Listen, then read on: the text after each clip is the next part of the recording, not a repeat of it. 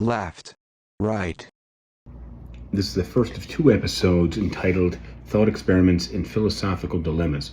We introduce a handful of ideas, some concepts, some situations, if you will, where the right answer is, well, not always the right answer. And it's very difficult to make a decision in that moment. So some of these are real scenarios, some of them are hypothetical, some of them are real scenarios with hypothetical constraints. Either way, I think you'll enjoy this episode. I think you'll enjoy the examples we give. So if you do, give me a thumbs up. And on that note, I'll see you on the other end. This is SipTalk. Grab a drink and enjoy. Where's this going?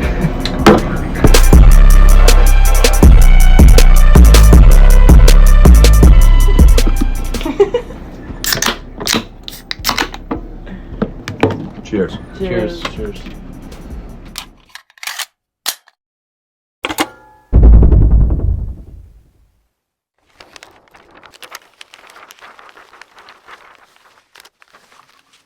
All right, we are live. Welcome to SipTalk episode 224. Today we are talking about thought experiments and philosophical problems. My name is Justin DiGiulio out of my basement in New Jersey, joined by James, the Boswell, philosopher, philanderer, philanthropist.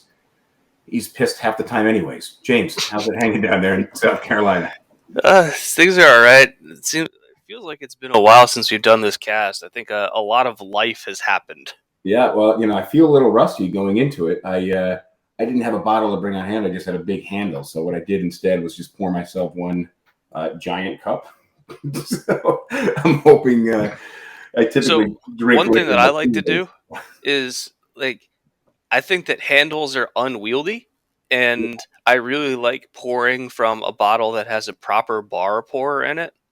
So what I do is I'll buy a handle of certain liquors that I like, and I'll have a 750 sized bottle on my bar that I'll refill from the handle. I do the exact same thing because you can't just pour from the bit. But I didn't have it right now. But as a bar hack, and this is SipTalk, fair enough that we bring in some bar hacks. We need to bring back more alcohol into our conversation, not just the alcohol that goes into our bodies when we have the conversation, but we need, we've made some drinks on air, things like that. But today we're talking about thought experiments and philosophical problems. And as a philosopher and a philanderer and a philanthropist, who better to be introducing these ideas? Some of these are pretty cool, pretty profound, require a lot of insight, and some of them are a little silly. Yeah, I like the ones that have to deal with ethics, where you have to think what would you do? Yeah, I completely agree. Anything that we should add before we just break into this article? I know our listener out there is probably really excited for us to get started. But how? Anything we lead up to this with, or we just jump right in? I guess we're gonna just start with the trolley problem, because that's probably the one that most people, even non-philosophy, even someone who's never been exposed to philosophy, probably has heard of the trolley problem. Yeah, I will lead here with the trolley problem, and I'll let you hit the next one. Let's see. Now, Philippa Foot and Judith Thompson's trolley and transplant problems. Is that the official name? No, the trolley problem, I don't know who came up with it, but there's probably the variations on this are probably credited to Philippa Foot and Judith Thompson. Okay, fair enough. Here's the trolley problem. You notice there are 5 individuals tied to some train or trolley tracks. The train is coming right at them, and you do not have time to untie them. However, you could pull a lever diverting the train to another set of tracks, but in doing so, you would kill an innocent bystander who's tied to those tracks. Now, obviously, this is something that people use as an example all the time, and then they just get shut down because that's never a realistic scenario. But I think everyone would pull the lever and kill the innocent person that is. I guess they're all innocent in this.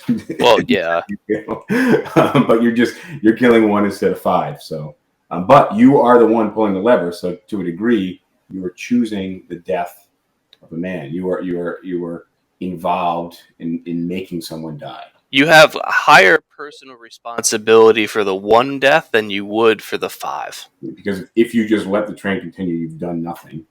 And yeah, if you hear about a lot of people being mugged and whatever in the streets of New York, and most people literally do nothing. And then every once in a while, I haven't heard this in a long time. Actually, I have. But what happens is somebody can get involved, and that person might get sued. So, for example, if somebody's choking at a restaurant and then they pass out, and somebody comes over and does CPR and cracks their ribs, that person might sue the person who did CPR. So, in most states, they actually have laws that protect people from those kind of lawsuits. Well, remember what happened in the New York City subway? I think it was last year. There was a crazy guy attacking people, and the guy put him in a chokehold, and the guy ended up killing him. Right. The guy giving the chokehold killed the person in the chokehold, just trying to restrain him. And I think he might have walked. They just released a verdict like 3 to 5 weeks ago. Really? I thought it was that he just got charged a couple weeks ago, and the trial hasn't happened yet. No, who the hell knows? I thought the trial had commenced, but I don't know. We're here to talk about trolleys. So what's commonly known as trains? The most basic version of this problem? What's your answer, and why? I think that if you had, I think that to a degree, a moral obligation would be to save the lives of net 4 people. Yeah, that's a utilitarian answer. That's yeah, it is. But I think most people would do nothing. But I think that if you had the wherewithal, you're saving net 4 lives. What would you do? My answer is nothing. And the reason is I was not the cause of the disaster beforehand, but as soon as I do anything, I am. Well, that's saying that you didn't tie these people to the tracks just to set up your own experiment. Well, yeah, but then I'm really responsible for 6 people dying because I'm going to run the experiment again. But there was an interesting comment, and I think an engineer talked about the trolley problem, and he said, and put it into more realistic terms, where the train's brakes go out or something, and that it's headed one way, and if you don't pull that the train's brakes go out, and there's a switch that you can flip, and if you don't flip the switch, the train derails and the people on the train die. Or if you flip the switch, the train goes across an intersection where the train crossing things can't go down in time, and it'll hit a car and kill 2 or 3 people. So again, it's just scales of more people will die if you do nothing, less people will die if you do something, but you had to do it. Well, this is where we stand with programming the computers. I mean, we're calling any algorithm now AI, effectively. Well, but yeah. this is it's just funny how now we're using AI for everything. But effectively, how you program the AI, the decision making for an autonomous vehicle, for a self-driving car. There are many scenarios where you run into the tree to avoid hitting the person, or you hit the person to avoid running into the tree. The program of the self-driving car, does it value the lives of the people inside the car more than the lives of the people outside the car? And so the engineer's answer to this question was, it doesn't matter what you do, because this situation should never have come up. As an engineer, when you're designing systems, your first goal is to have redundancy for safety, and this situation where the train's brakes going out and it being too fast to go around a turn, that's a failure of the system.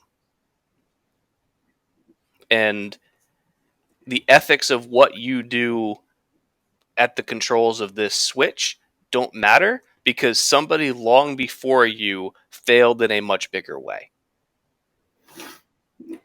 fair enough. But that would be the ideal. That would be the ideal that it doesn't happen. But let's hit some variations on this because I want to get through our full list today. Got a lot. I didn't think we'd have enough content, but we're digging deeper into this one than I thought. Well, yeah, but it's really basic level philosophy, and most philosophers don't think that it's even a very good thought experiment. But at the same time, there's something visceral about it that makes it easy to talk about. Yeah, I mean, it's not very deep. I think that's probably No. we don't like All right, so variation 1, like it's 5 random people that the train's about to hit, and the one person is your spouse. a loved one of yours. Yeah, then I think most people would not do anything and let the train take out the 5 people. However, can you imagine? Imagine you pull the switch, and then something happens where they're saved, and you have to go back home. Like, and they're going to be saying, "I can't believe you pulled the switch and sent it towards me." It was save 5 people. But this train had brakes. It stopped itself. Married a philosopher who told you very early on he was a utilitarian. What else did you expect he was going to do? All right, next variation, please. Same set.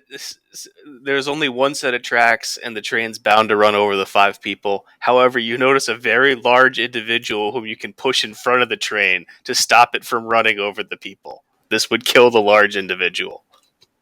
They couldn't have just said a car. There's a person in the car, and they just had to say a really fat person. So, are you going to push a really fat person in front of the train to save people? Yes, because now it's hilarious. It's terrible. It's terrible. All right. Next, the last one, we talked about self-driving. So you're talking variation number 3 here. Yeah, so you're a surgeon and you've got a patient that is healthy, but you also know that the hospital's transplant list is missing. There's a long list for all these different organs. And like, if you let this patient who has like a really easy treatable condition that like if you do the surgery, they're going to survive and be just fine. But if you let them die, then their organs can then save 5 other people's lives. So you basically have someone's body cut open in a routine surgery, and if you let them die, you could harvest their organs. This is why a lot of people don't become organ donors. This exact scenario, they're afraid that the hospital would let them die because they could use their organs. I don't want to donate organs because I want to be cryogenically frozen. I figure I might need them later. Maybe not though, depending on how far technology gets. Or if they're ever able to defrost someone who's been cryogenically frozen, which they have not been able to do. That's. I think it would be fully immoral to kill that person to save the other 5. I think there's no question about that. Yeah, it's interesting how with the phrase, like how the phrasing of the question changes your response when if you break it down into like a mathematical formula, they're all the same. Yeah, well, you're just boiling it down here. All right. Do the ship of Theseus real quick. Yeah, I just want to know what your answer is on this one. Okay. So the ship of Theseus, you've got a boat, and I like how you're just summarizing these. I'm reading them. I know this one. But yeah, I mean, everybody knows it. But go ahead, summarize it. You've got a boat, and over the course of many years of you owning this boat, occasionally you've got to replace a part here or there. You've got to replace some wood that's gotten rotten. You've got to replace parts of the engine. You got to replace and over a long enough period of time, after 50 years, every single piece of this boat. You've had to replace the hull. You've had to replace the deck boards. Okay. Yeah. So over the course of 50 years, this boat looks exactly the same as it did 50 years ago, but every single piece of this boat has been replaced through various repairs. So there's not a single original piece of this boat still remaining, but it still looks just like it did when you bought it brand new. The question is this the same boat? I would say very simply yes, and that most things, take humans for example, our cells are, except I think some brain cells, always regenerating. So part of the life cycle of anything intrinsically involves replacement. So at the core, uh, we are always changing, but we are still the same. And I'll give you an example. Somebody who's committed a crime, and now all this time has passed and they realize that was wrong. They're a different person, but they're still the same person. Well, that makes me think of a post I saw a while back, which was two things can be true simultaneously. Someone can have done terrible things, recognize the error of their ways, and be a legitimately better person and have atoned. And the people that person harmed in the past can still refuse to want to deal with them because of the trauma that they have suffered, even though this person has now reformed and is a better person. Those two things can happen at the same time, and that's okay.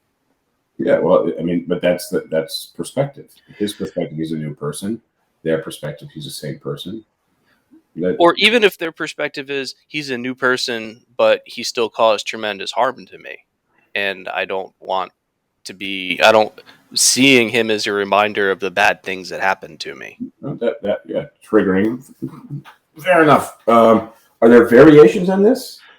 Um, Oh yeah, this is. Oh, I love this variation, which is literally the thing we were talking about right before we went on air with Swamp Man.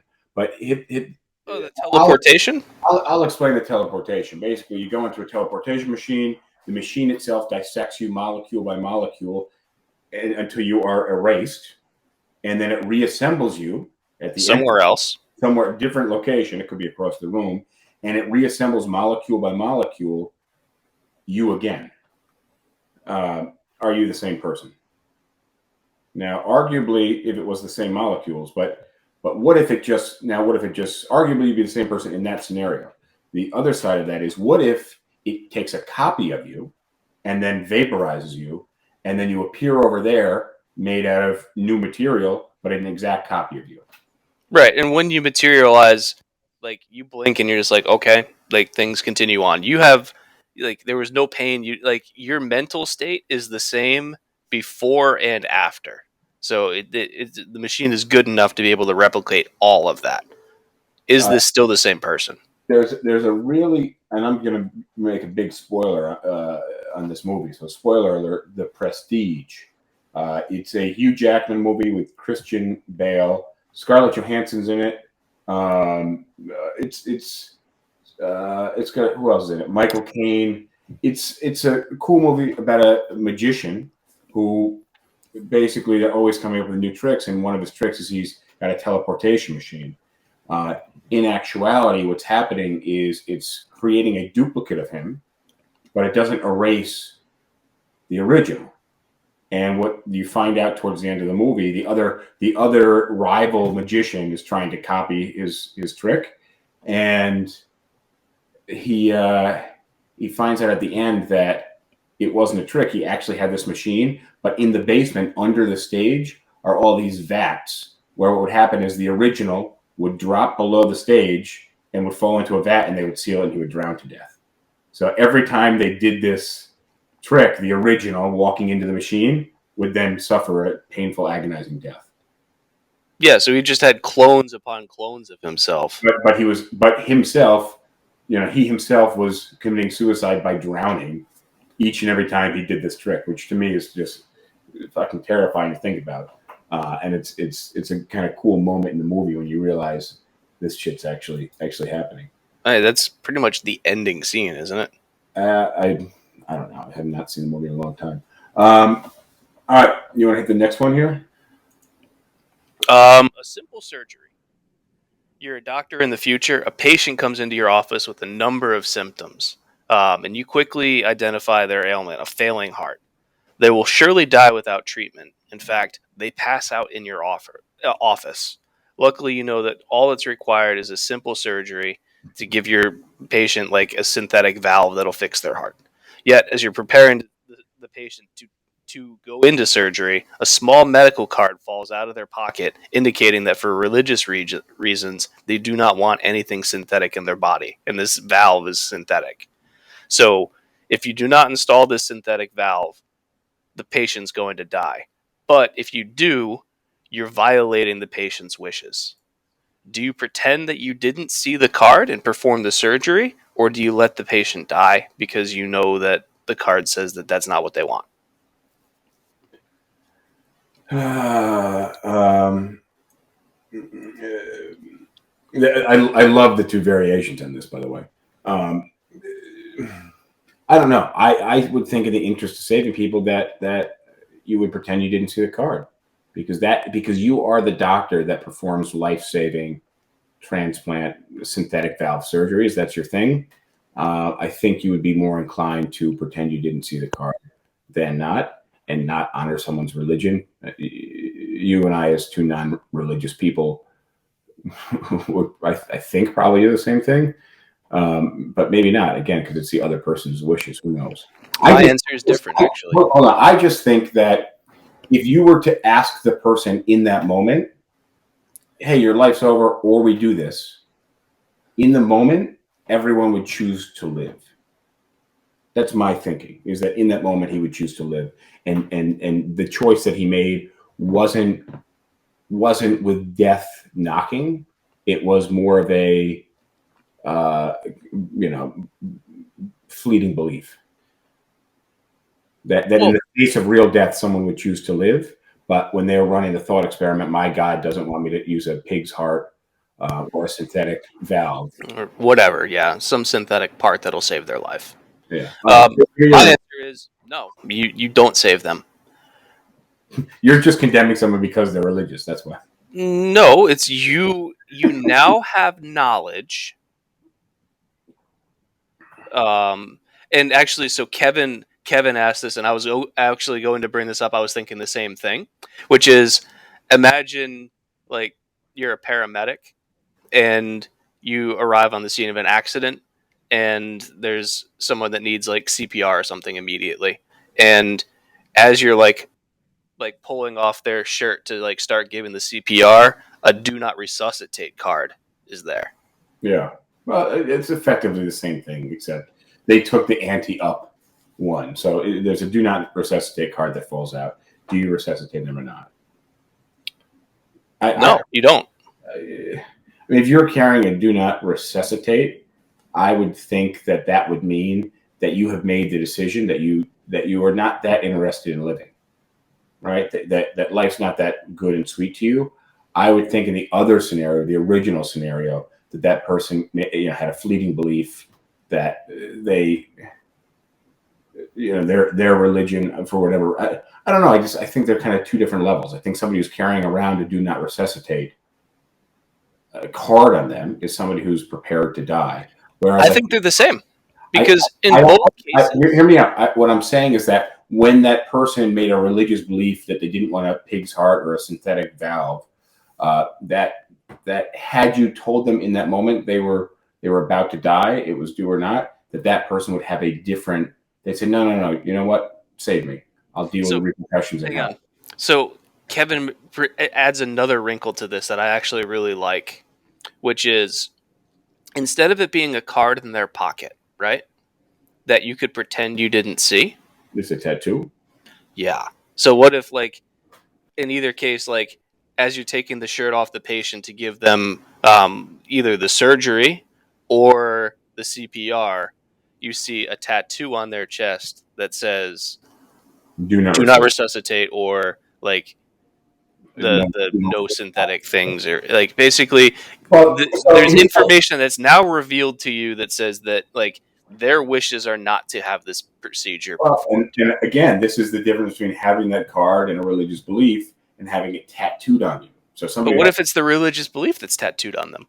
Well, that's if somebody's willing to put the tattoo on it, I think they're that much more serious about that belief. Whereas somebody who just makes a religious decision, there's a lot of religious people that are not very holy and saint-like, but they go to church and they, to whatever degree, believe they're religious. I just So you think say that like who would carrying the card has less value than having the tattoo.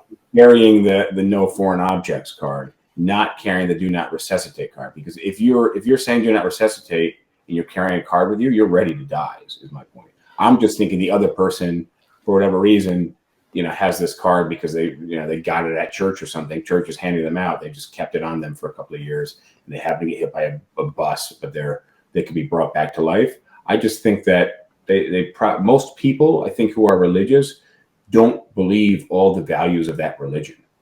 So Kevin adds another one here, which I also think is somewhat relevant, which is like, what if they got this tattoo like 20 years ago, and you had like They could have had it. I feel like we're playing. What if the Lamborghini was purple? What if somebody gave you a Lamborghini, James? Would you drive it? Yeah. Yeah. Well, what if it was purple? Yeah, I'd still drive it. Okay. Well, what if it had some rust on it? Yeah, that's fine. Okay, but what if it wouldn't start? Yeah. What if it didn't have any wheels? Would you still drive it? But you couldn't sell it. All right, hit the variations here. It's such a bad inside joke that I don't think anyone, except those who know, will find funny. So out there, one person who won't listen to this episode. Well, so here's the other. Like, let me before we move on to the variation, the other justification I'm going to make for in any of these scenarios not saving the person's life is if I'm the doctor or the paramedic. Like, there's a legal part of this too, where like I'm probably going to get sued for not saving that person's life, right? Mm-hmm. And so I can very easily produce the card or a picture of the tattoo and say, this is why I didn't do it. And I'd have a pretty good shot in court. However, on the other side, if I save this person's life through either the surgery or the CPR, what have you, They sued you, and I get sued because they did not want to be saved in the manner in which they were, I'm going to have a lot less backing because I'm going to have to somehow lie about not seeing the things that I saw. A lot of people lie in court. Let's hit variation number 1, the child variation. Let's say the patient is a child with the same condition. The parents tell you that they do not want you giving that person a synthetic heart or a pig heart or whatever. You tell the parents that the child will die without the surgery, but the parents are not swayed. They say, let us say that in this example, you have the legal authority to do whatever you want. Do you perform the surgery or do you respect the parents' wishes and let the child die? I'm of two minds on this one. All right. The ethics answer is you save the child. There's a slightly practical consideration here in that if you've got parents that are this stupid, Do you want them raising a child to be just as stupid? That's not the ethical answer. You know what happened recently? I actually just read about it on my ride home because that's what I do driving 90 miles an hour back from Manhattan is I read articles. Great way to pass the time. There's a woman giving birth and and she was in labor for 10 hours and the doctor trying to pull the baby out ripped the baby's head off. And I was like, oh, that's wild. It got deeper. He actually then put the baby back in and then tried to give her a C-section, said the baby died, wrapped the baby up and tried to hide the fact that the head had fallen. This is disgusting. It was making me sick to my stomach. Tried to hide the fact that the baby's head had fallen off and then wouldn't let them do an autopsy afterwards. Yeah, there's several things that went wrong here. This is the doctor that would definitely honor the parents' wishes. But this is also a doctor that's going to be getting sued for every penny he ever owned. Yeah, this is bad, and it's especially bad because he then tried to cover it up. Like this is tragic. It's really sad. Yeah, because like the first step, you could probably make an argument that like, hey, accidents happen. I guess. I don't know. I guess they probably don't happen that often. All right, quick variation number 3 of the surgery. What if the person only had a chance that they would die, and there's a slight chance that they would survive? Would it matter if there's a greater chance or a lesser chance? My answer for the basic premise of this problem is the same regardless. It's as soon as you have the information that they don't want this procedure or whatever, you stop and you're clear. And like even if their chance of death is 100%, you still don't do anything. And the fact that like the chance of death might be 90% or 50%, like, well, that's great. Like, there's a possibility that I do nothing and everybody's happy. I suppose. Let's hit the. This is getting pretty morbid. The drowning child. I'll let you introduce the topic here. Okay. You're wearing $1,000 suit and you see a child that's drowning in the ocean and being pulled away by the currents. You don't have time to take off the suit to save the child. Are you morally obligated to jump into the ocean and ruin this new suit to save the child?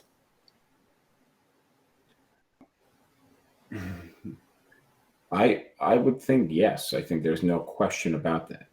All right. Now you want to introduce the second aspect. Okay, so now you're watching TV and an ad comes on for a charity that says for $1,000 donation, they'd be able to provide medical care to save a child's life in a sub-Saharan African country.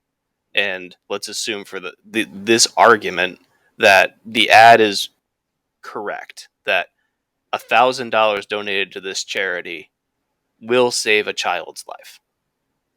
Are you obligated to donate $1,000 to save a child's life?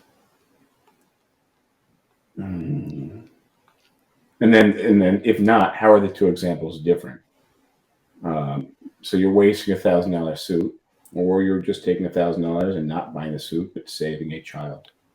If you want to make it as simple as possible, you spend $1,000 and a child's life is saved.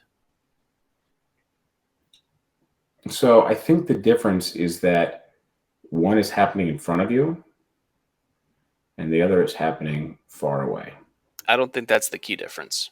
What do you think is the key difference? The first one, where you see the kid drowning, it doesn't say this, but you have to operate under the assumption that there is nobody else able to save this child. Okay, that you're the only person who can do this. That nobody else sees them, or there's nobody else around, and you're the only person that can jump into the water and save the kid. And so there's no chance whatsoever that this kid's going to get saved by anybody else. And that's why your $1,000 suit, your $1,000 loss doesn't matter in the first example, because you and only you sure, can save this kid's life. But now you're watching TV and a commercial comes on that's displayed to hundreds of thousands at minimum people. And the commercial might even say, you and only you can save this child. One of you.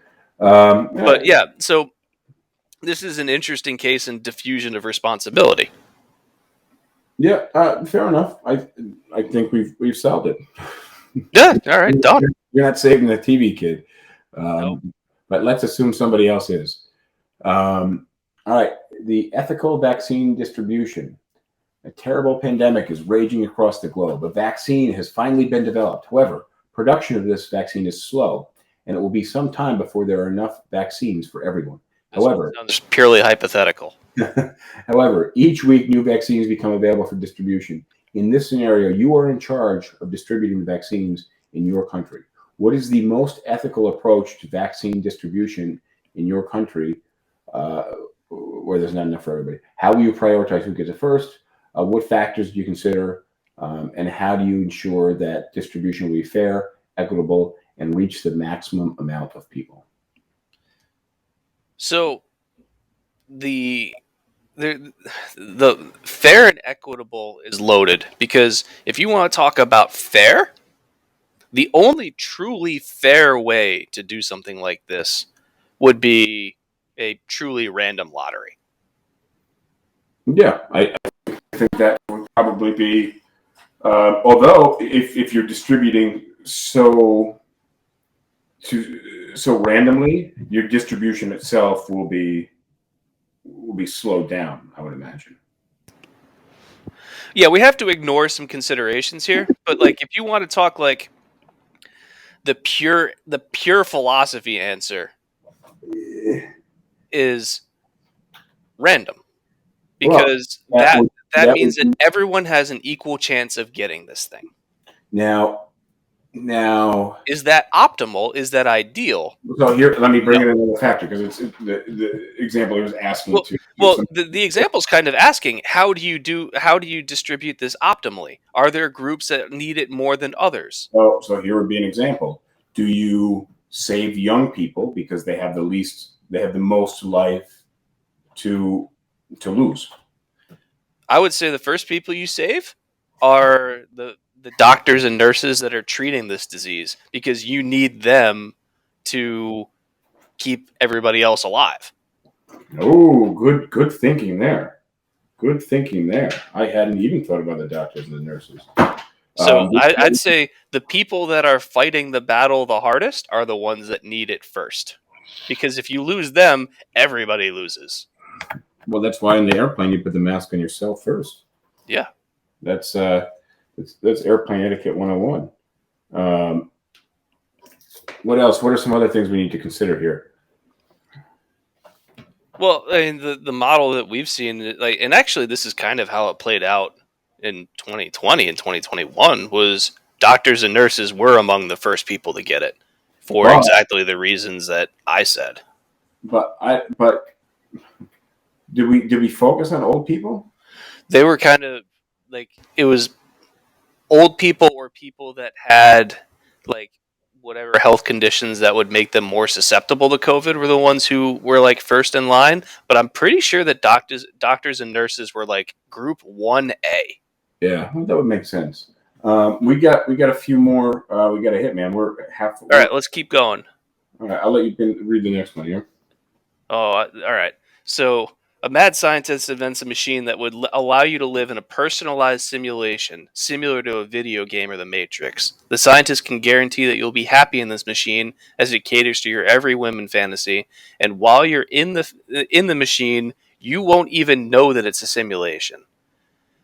The catch is, if you choose to live in this situation, you can never go back to the real world. Would you?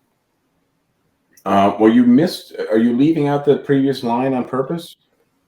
All right. Well, the previous line, all that said, every person and thing you encounter within the machine is simply a program's simulation, and nothing and no one you encounter will ever be real. So I can tell you my answer. Basically, the question is: you go in a machine, you get to live in pure bliss. To me, I would say no, because you can't. The sweet isn't that sweet without the sour, right? Like, in order to Vanilla Sky. Yeah, but also this is a Vanilla Sky example. In Vanilla Sky, he ends up, and here's another movie spoiler. He ends up in a simulation. He gets put into a coma and cryogenically frozen effectively, and he goes into this dreamlike world. Except it's actually turns out to be a nightmare. Yeah, the problem is in that movie, the simulation isn't perfect. There's some cracks that develop. But this is where, now that people are putting on like VR headsets, that's becoming more popular. People, to a degree, in the next 10 years, will be able to spend so much more time doing so much more sitting on their sofa or laying in bed. So to me, that sounds terrible. The idea of sitting on my sofa all day playing. I'm not a video game person, so my answer to this is a clear no.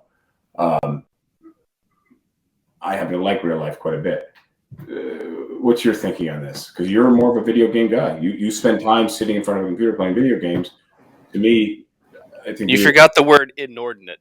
Yeah, I don't. I hate. I mean,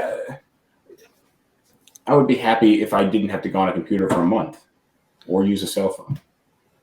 Yeah, I go into withdrawal from computers after like 2 hours.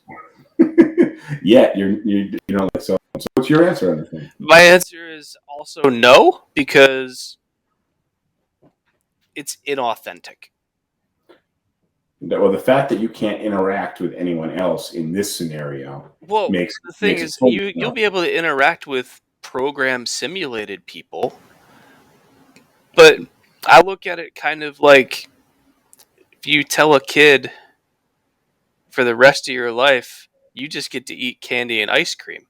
And the kid's gonna be like, "Yay, candy and ice cream!" But if you were to tell me today the only thing you're ever going to be able to eat for the rest of your life is candy and ice cream, I'd be like, "That sounds terrible." much agreed. Much It's agreed. like this machine's candy and ice cream, which sounds great at first, but if you think about it like, it's just fucking hollow.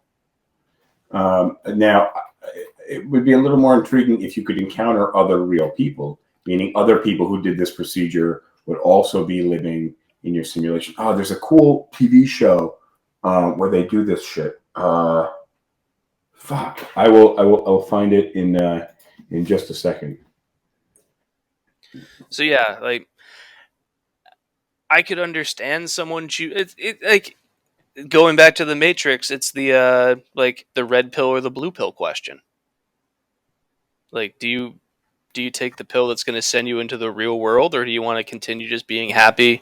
In the Matrix, you're starting off in the Matrix, right? Yeah, but like towards the end of the movie, when the character is all, like sells out the rest of his crew, and like he's offered like to go back into the Matrix, and like the the agents are like, "We'll make sure that you're super happy and you get anything you want in the Matrix." So he takes the deal.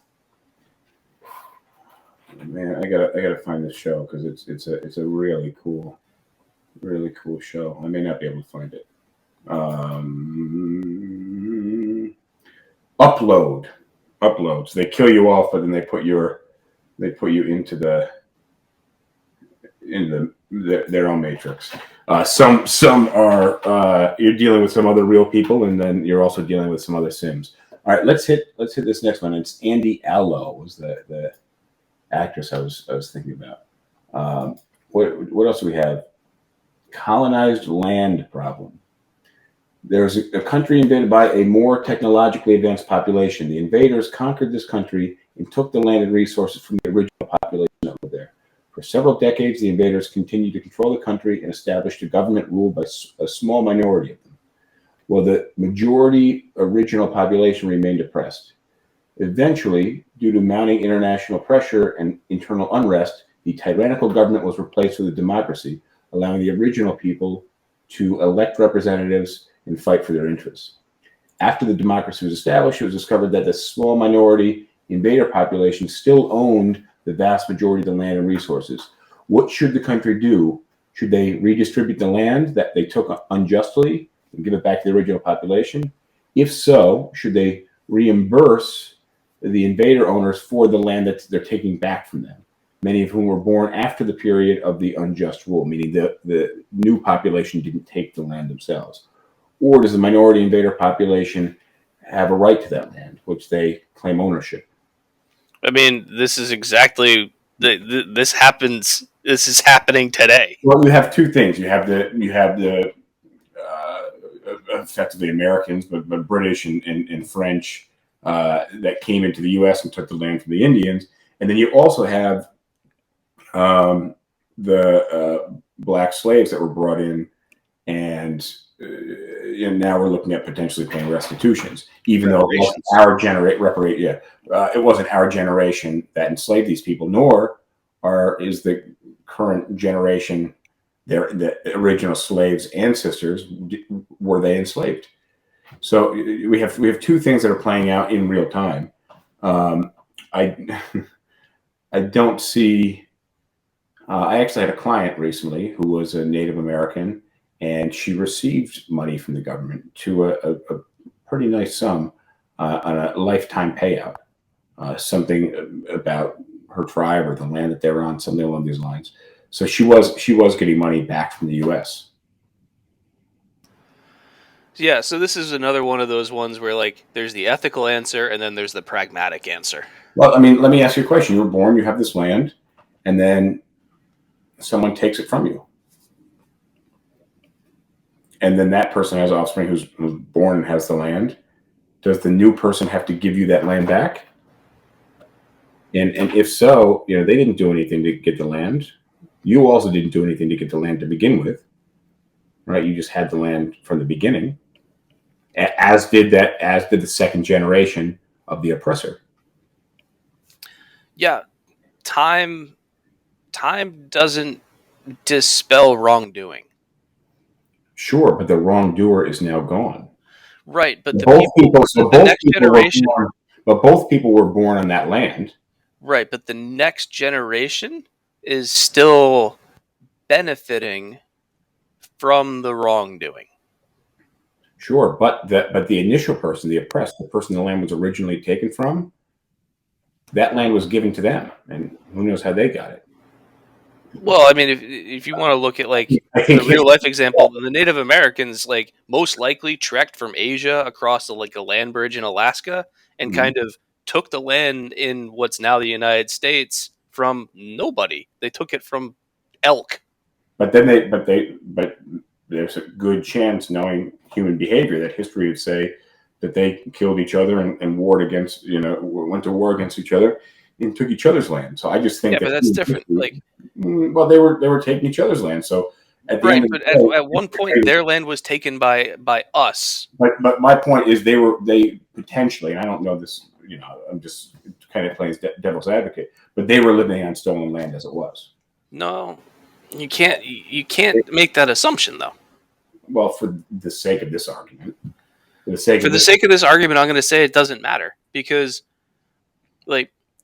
whatever wrongdoing through tribal warfare existed before the European settlers came, as soon as the European settlers came and took that land from them, that wrong overwrites whatever wrongs existed before. So then my question would be, how do you resolve this conflict? You just take the land back? Well, the ethical answer, and this is ignoring all matters of practicality, the ethical answer is you give the land back to the people to whom it properly belongs. And then you end up with nothing. Right, because you shouldn't be unjustly profiting from historical wrongdoing. And that would be the ethical argument. Now, practical considerations make that much more difficult to achieve. Well, I mean, we're in that situation right now. Right. And so you can look at, on the issue of reparations, where, paying descendants of slaves today that themselves have never been enslaved, but their family at some point was. The argument for that is the wrongdoings of the past have had long-term implications for their abilities to generate generational wealth. And so that's the fact that their ancestors were enslaved and denied all sorts of rights and opportunities means that they started off with a disadvantage. Yeah, and on the other hand, you can look at people who are descendants of slave owners and say, you were able to, in the past, your family made tremendous amounts of money off of slave labor, and even though you no longer profit off of slave labor, the wealth that you accrued 200 years ago has been able to it's giving value and snowball, and so you're still profiting off of the slavery. You don't have to preach to the choir here, and also your ideology has very kind of what you're saying is kind of framing it from the very liberal end. A lot of people would would not agree with you. Although I think what you're saying is very factual. I don't think it's that biased. But Well, I think what I'm saying is I don't factual. want to get too much into current politics because we're talking about philosophy here. So I think we need to move on. Okay. You want to hit the war on space travel? All right. You're an astronaut traveling to distant worlds and cataloging whatever life you find on these distant planets. You discover a planet with a wide variety of flora and fauna, and you've got a responsibility to catalog these species, either as advanced people-like species with full moral rights and protections, a mid-level species that should be protected from destruction but not placed at the same level as people, or species that can be used as resources or food. How do you make that decision? This is why I think by 2050 meat will be illegal. I think Well, I think if we can develop systems to synthetically grow meat, like every once in a while you'll see in the news like lab grown meat yeah. and like the advances that are going on there and getting the cost down and the taste to be better and all that kind of stuff.